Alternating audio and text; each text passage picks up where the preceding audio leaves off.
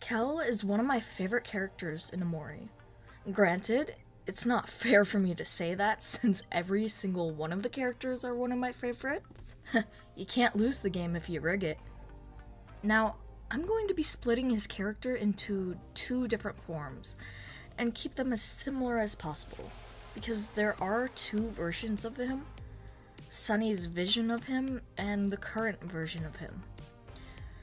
I'm not entirely sure if the depths of Sunny's mind are necessarily how his friends used to act, or if it's his interpretation of them. Granted, the last time Sunny talked to any of them was around 3 years ago, giving them a lot of time to grow and learn.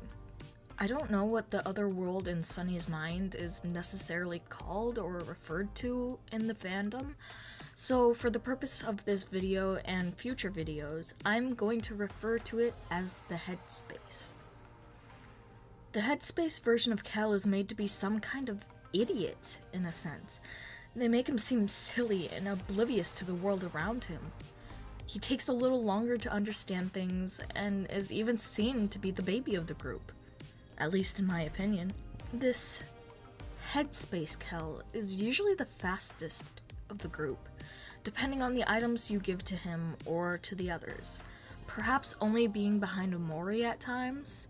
His weapon of choice usually consists of some kind of ball or object to be thrown. When the game starts, Basil brings you throughout his plants, explaining how each of his plants represents one of his friends. When he gets to Kel, we find out that, according to Basil, he represents a cactus. Now, that's interesting to me. That's not information you just put in just to put in, especially when Omocat purposely put this in there to tell us, the audience, something. What was that something? Well, Basil tells us straight up. Cacti are able to survive in harsh environments with little to no attention, and they're able to thrive without that attention. Why are you bringing this up? You may be asking, and we'll get back to that. I want to switch up gears a little bit here. When Sunny finally wakes up, the first person who comes to say goodbye to him is Kel. We see Kel has grown up since the headspace and is honestly a lot calmer than before. Long story short, he gets Sunny to go hang out with him for the day, which I want to mention is extremely kind of him. He wanted to see his friend before he moved away, and he was the only one to reach out to Sunny or even know that he was moving in the first place. He's gone from being this complete idiot to being this more sympathetic being who cares about those around him. But he's still oblivious to the world. I want to bring this up because I believe that it will be extremely helpful for a future point that I wish to go towards. When Kel wants to bring you to the store with him to get Hero a gift, if you try to go to his house, he stops you, telling you that even though it's been a while since you've been there, it would probably not be the best to go in there right now. Why? Why is that? Well, later on you learn that when Hero comes home from college, his mom goes into a cleaning spree, which may not mean a lot to someone who doesn't understand what's going on. But as someone who has been in a similar situation, I'm fairly certain of why he doesn't want Sunny to go in there. When his mother gets stressed, she begins to push her problems onto others, taking it out on whoever happens to be in the way. It is likely that she begins to yell and get angry about minimal things, causing the people of the household to want to hide, or to perhaps go outside and hang out with friends to escape the situation. Now, I'm not saying that this is precisely what happened and that I 100% know what happens, because I don't. I'm just bringing in experiences that I relate to and can recognize the signs of by just hearing hints of. It's one of those things that you end up having to endure as a middle child. Not something that should happen or that is okay to happen, but sometimes it just happens nonetheless. Kel is a middle child, meaning that unlike the first child, wasn't smothered by his parents. They are more confident with what they are doing and less likely to pay attention to you because they've done it all before. And they've calmed down to the point where they hardly pay attention to you. Now, I want you to take a second to remember Kel and Hiro's room.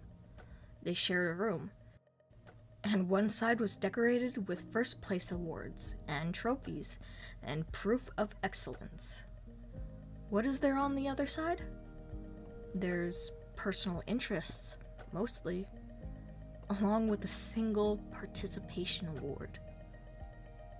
That hit me hard.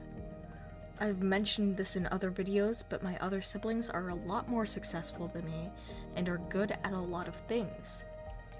Whereas all I have are my interests. Hiro is this top-notch, straight-A student who is going to school to be a doctor. He's smart, he's handsome, and he's talented. He casts a shadow over Kel that Kel cannot escape from.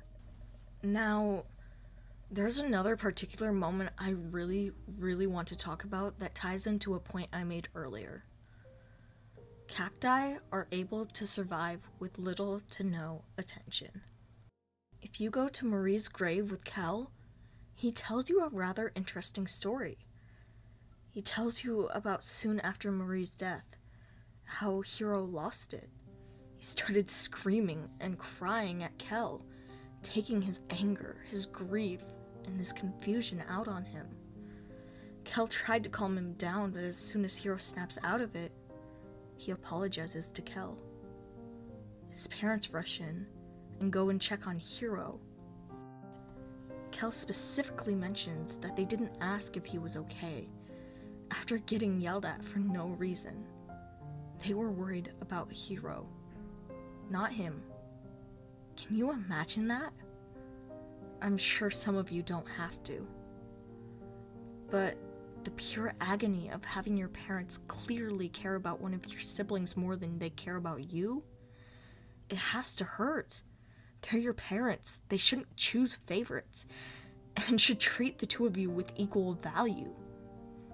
The harsh reality is that this doesn't always happen. This story is one that isn't necessarily about me. Well, no, that's a lie. It is. My father, who's no longer present in any of my siblings' lives or mine, he chose favorites. I don't know why, but when growing up, I was always the one he liked the most, the one he cared about or was wanting to be around. He ignored my brother, mostly, only paying attention to me and treating my sister like absolute garbage. I still to this day don't know why. And it disgusts me that I was treated differently than them. I'd always been his favorite. If only I'd been able to see it back then. There are a lot of things that aren't okay with this, and honestly, I don't think this should ever happen. Now, I'm not saying that Kel's parents are horrible people or that they are the cruelest people on the planet. No. I'm just saying that people can do this without meaning to. Kel doesn't need a lot of attention to survive, but that doesn't mean he should be surviving instead of living. He should be able to have his parents to fall back on and have them there for him.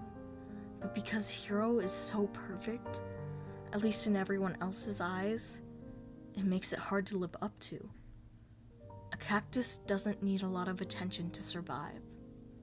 But go long enough without it, a cactus dies just like any other plant. Kel still needs to be taken care of, even if he is resilient.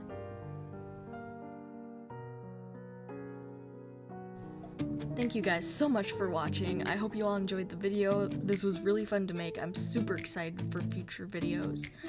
I put a poll up for them, so those are the videos you can expect right now, and I plan to keep making videos in the future. I hope you guys have a nice night, and we will see you next time.